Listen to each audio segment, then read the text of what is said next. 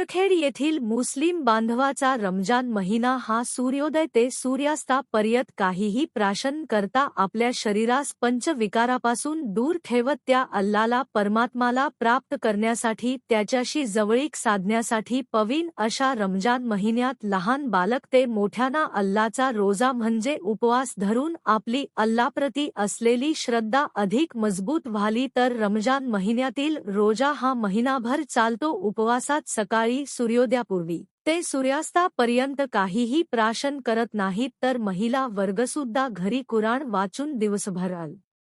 अल्लाप्रती आपली श्रद्धा ठेवून असतात तर सूर्यास्तानंतर उपवास सोडतात तर सर्व मुस्लिम बांधव सुद्धा जगात मानवता प्रेम लळा ऐक दुसऱ्याप्रती सद्भावना निर्माण करण्यासाठी तसेच जागतिक शांतता अमन सोबतच इराण इस्रायल मधील युद्ध बंद व्हावे सर्व धर्म संभाव शांतता ऐकता राहून सगळ्यांना सुखी ठेव सगळ्यांना सुख समाधान लाभावे असे अल्लाला प्रार्थना नमाज पढताना करतात। आज दिनांक 4/3/26 ला 14वा उपवासाला तराबी नमाज प्रसंगी जामा मस्जिद मध्ये मौलवी यांनी कुराण पठण केले तर रोजा करणारे समस्त मुस्लिम बांधव लहान बालकासहित सर्व समाज बांधव उपस्थित राहून शांती अमन तसेच सर्वाचे कल्याण होवो व सगळ्यांना अन्न पाणी निवारा मिळून शांतीने जीवन जगावे शांतता लाभो असे मराठी समाचार अल्लाला प्राप्त करून बाळासाहेब निर्धार ज्ञानार्जन करतात।